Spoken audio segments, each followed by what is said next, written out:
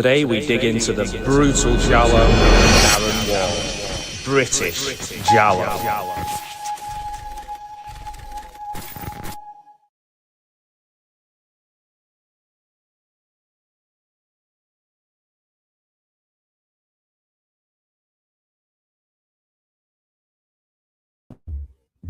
Hello there. So we're going to be discussing Darren Ward. Much like the video I made, in fact, let me take my headphones off. Much like the video I made based on the films of Cliff Twemlow, this is a kind of British film, go and drag yourself up by your bootstraps and make a movie when no one's making movies kind of video, which I find fascinating and really interesting in terms of the determination to get stuff done. So we're going to have a look at the new box set, which I only received yesterday, so I've not had time to watch them all yet, but I'm going to talk a little bit about the background of Darren Ward, who he is, and what's come in this amazing box set, Beyond Fury. So it's not actually Beyond Fury, the box set. That's one of the films. It's called GIALLI, Guns and Gore, mainly due to the link with one famous Italian actor who we'll talk about. It comes with such great stuff. Let me tell you a little bit about him and what's in the book. So I'll start with the booklet.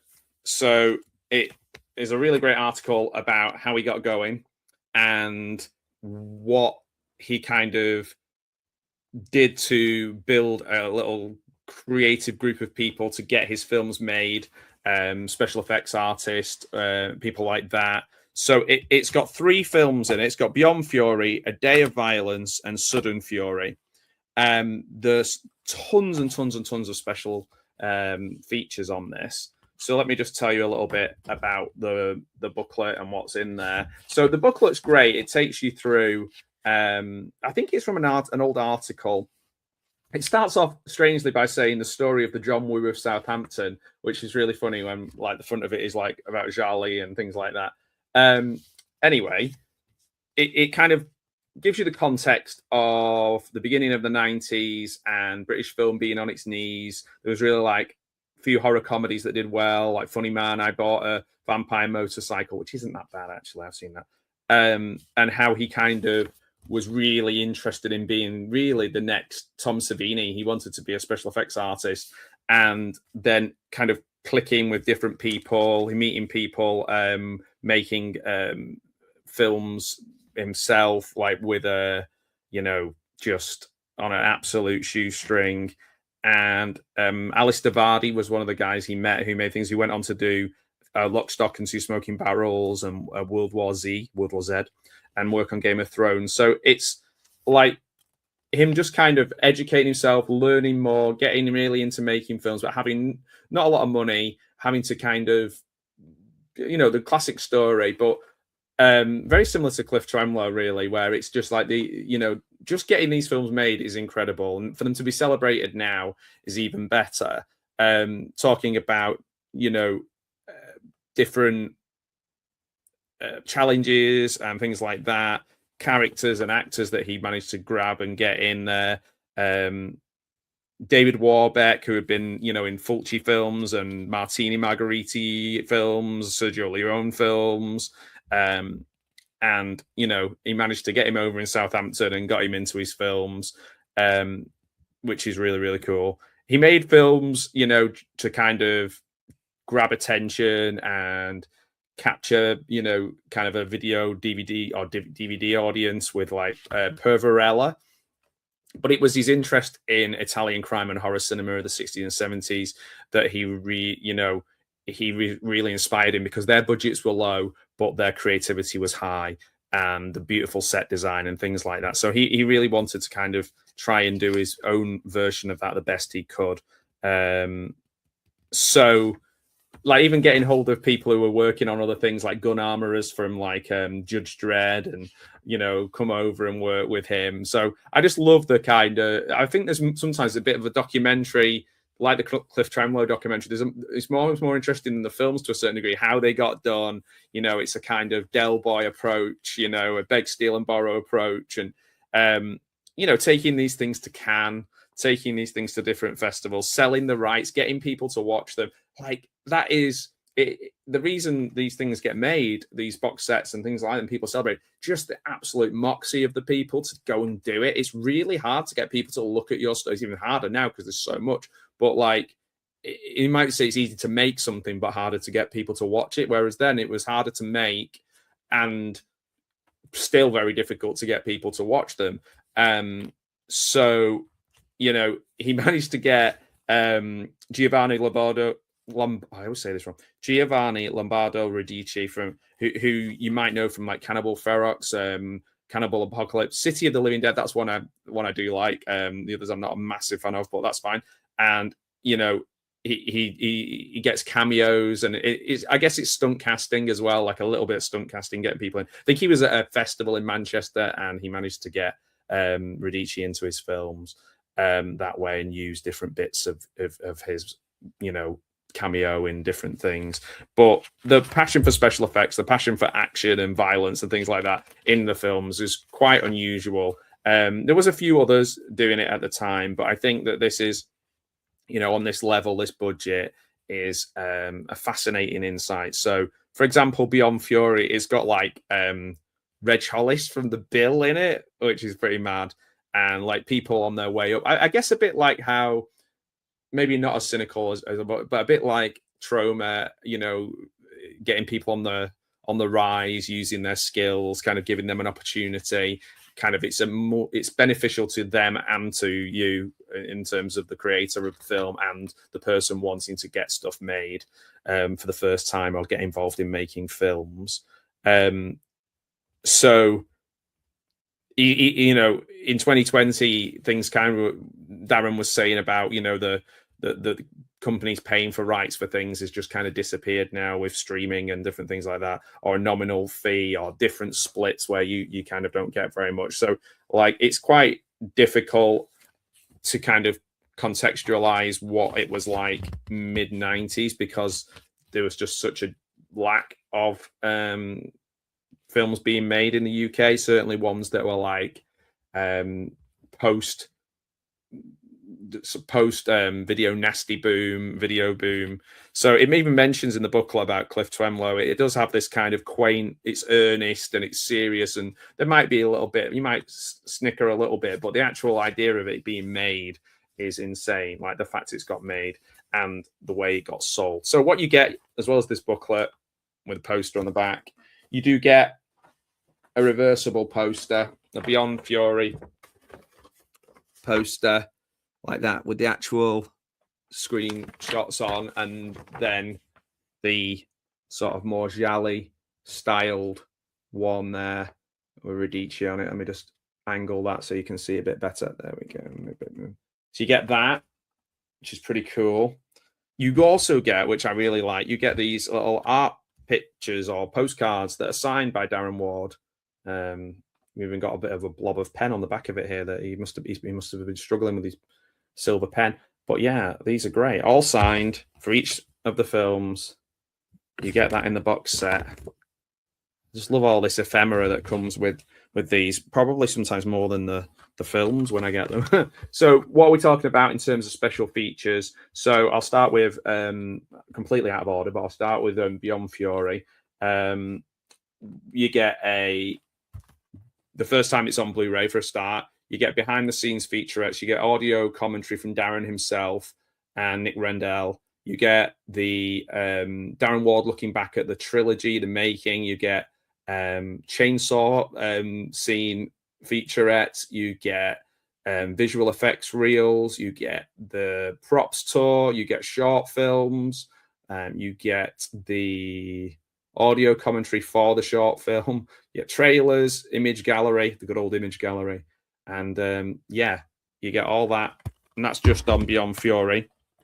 Similarly, on A Day of Violence, you get making ofs, you get an interview with Giovanni Lombardo Radici, you get audio commentary with Darren Ward and Nick Rendell again, you get breakdown of this part of the crime trilogy, or vengeance trilogy, or fury trilogy, or whatever you want to call them. Things seem to be quite, yeah. Another another short film in there. Things seem to be quite fluid. I think you can just kind of sell them however you want to sell them to get people to watch them. And yeah, so it's a crime splatter film. So it's described as in the booklet as crime splatter film, which I don't hear many of those. So it's quite unusual. I guess all things that get splattered are crimes anyway, I suppose.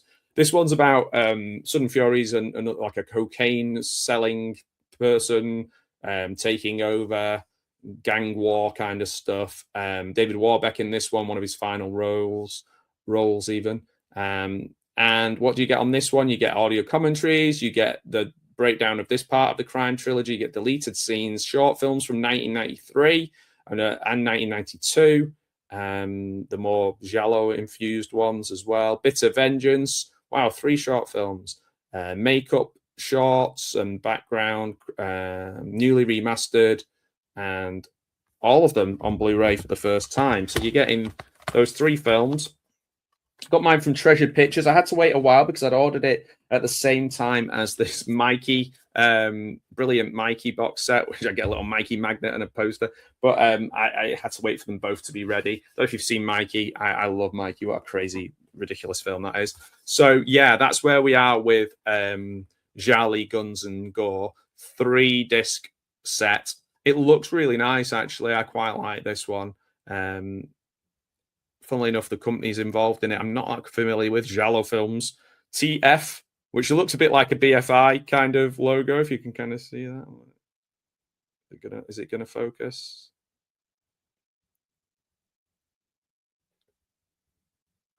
It's a bit like a BFI one. This is not going to be on BFI. But yeah, this arrived yesterday. I'm going to watch them all again. I've seen some of them. Quite a few of them are available on YouTube, but not at this quality. So I'm going to watch them in order and try and watch them in order. I get confused with things like that. But I believe, well, should I get confused or should I just actually look and see what date they came out? However, they're all going to say 2026 on them. Yeah, they all say 2026 on them. Oh, 97, 2010, 2019. All right, okay. Interesting. Tony, Jeff Stewart down the list there, and Giovanni. Yeah. So a lot of repeated cast members. Nick Rendell, for example, is in all of these. You know, if you like the Cliff Twemlow, GBH films, if you like the documentary about them, I imagine that you'll like these too. If you're looking for a film that is directly inspired by Giallo, then I recommend Gene Dolder's film. If you type in Gene Dolders, you'll find it. He has done a Giallo that is very directly inspired by Giallo in a way that's a little bit more, other than just having an actor from it, like in this one. You've got quite a few more things there as well. So yeah, I would check out Gene's work. Visually looks great because he's a really great cinematographer amongst other things, as well as director. So I check him out. So just to kind of recap and talk about Darren Ward a little bit, we'll just do a little short one. What I might do is revisit these and talk about the films individually as we go along, depending on how you respond to this. If you watch this video, if you're interested in this kind of thing, I might make it anyway, even if you're not. So yeah, we might say Darren Ward borrows from Giallo, from exploitation cinema, grindhouse aesthetics, but no, not a lot of people, very small amount of people were doing this when he started this in the the late 90s, 2000s, or certainly we're not getting that audience. I'm trying to think of the name of the guy that I know who does make them, who did do a good job of making these as well in the UK. Let me find his name. I think he may have even mentioned in here. Jake, something. The name Jake seems to stick in my mind. Is it Jake? Oh, this is great. Can't remember his name now. Not Jake. I'm going to say Jake Ward. It's not Jake Ward. Jake West. Yeah, Jake West. Kind of in similar level. This is a massive success. These are all successful people to be celebrating them in 2026 as well. So often you've got your sort of central, conflicted, complicated protagonist, bleak revenge, Giallo and Eurocrime infused cinema, stylized violence with as much special effects and gore and crazy stuff as he could get from people who were equally willing to come and try things out in his films. Stylized violence and very, very low budget. Okay, I think we're talking 10,000–15,000 pounds here, which is just a really, really admirable that he's managed to do that as well. Let me see what else. So yeah, world premiere. He managed to get world premieres in LA and things like that. And yeah, I think it's just a really great success story. I like the fact that people are just kind of getting it done when the odds are against them. I love that. I absolutely love that. So what else might people discover or know of first is probably Beyond Fury. Beyond Fury, kind of dreamlike sequences in there that he's, mood and psychology and lots of, probably the most Giallo infused one. And people started calling his work British Giallo around there. And then you've got Sudden Fury. There's the serial killer's wife as well. Revenge, psychological fallout of trauma. And these are all things I wrote in my notes. And why not take a shot at doing things like this? It's better than just making a boring kind of film that you think is simple and easy to make. These are definitely not easy. It kind of inspires me of it reminds me of like Michael Head and how he's just kind of gone from making theatre stuff and getting lots of people involved and just kind of making fun, creative movies and not, like, as the kids say, deeping it too much, just kind of getting them made and having fun and improving film by film and just kind of enjoying the process and making fun films that people can just forget about the banality or miserable side of life for an hour and a half and just watch some crazy stuff on screen, which I think is awesome. So yeah, it's a type of filmmaker, I guess, that kind of came out of the video nasty era, the VHS boom. If you think of like Twemlow making GBH and kind of squeezing it onto the shelves next to American films, and kind of you'd only have the box art to go off. It's kind of squeezing into that, just the latter end of that, because this is Darren Ward's younger and more modern than that. So it definitely resonates with core audiences. I can't wait to watch all of these. Will I watch all three of them back to back? Probably not. But if Darren or anyone knowing Darren or anybody who's involved in the films wants to come and talk about them and how they made them, I love hearing those kind of stories. And thank you, Darren, for signing all your cards individually. I appreciate that. It was really cool. And yeah, Treasured Pictures, it took a long while for me to get it from the order date, but obviously it's because I was waiting for two things to come at once, and it does say 2026 on it, so I guess we've only had a couple of months for this to kind of be printed and made. And yeah, stay tuned for my Mikey video when I talk about the incredible Mikey film, which is just a crazy, silly film. Think of like Jason Voorhees, but a small child. And then you're in the kind of, well, I know Jason Voorhees, that's a bad example. Think of like Jason Voorhees without the deformed head side of being a child and just being a regular child, but also being really, actually, don't think of Jason Voorhees at all. Mikey is nothing like that, but he's an evil kid who kills loads of people, which is pretty fun, and in fun and funny ways. So the Beyond Fury film, the Guns, I'm going to get this right.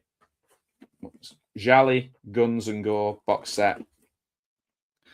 If you get a hold of it, let me know what you think as well. I'm sure you'll get the art cards and the poster and stuff like that. And yeah, it's great to celebrate these little parts of British film history. Like Pete Walker was doing this in the 70s and 80s. And Pete Walker was making incredible movies, like really creative, fun, shocking, like scary, fun, funny, silly, over-the-top films that were just great. Just great films, and doesn't get the credit they deserve. Norman Warren too, Satan's Slave. I put that up there with films like Get Out and stuff like that. Norman Warren was incredible. Sadly, never got to meet him, or very close to, but never got to meet him. And I always wanted to. I always admired Norman Warren, and he's got a great box set available if you can get hold of that. But yeah, Pete Walker as well. Oh my word, yeah. Maybe Darren Ward and Cliff Tremolo are a little bit different than that, but I think what they've got in common is this kind of, run and gun, get it done aesthetic that I really admire. And just knowing how hard it is to edit and make stuff myself, or even write scripts sometimes and send them into competitions and have people judge them, to actually go and just make a film and go, fuck it, I'm making this film and it's going to be fun as hell. I'm going to have a great time making it and I hope that people love it. Then, it's to be admired. Okay, my friends, I hope you enjoyed this discussion. I might check in later with some more Darren Ward goodness, and I'll see you again. Bye-bye.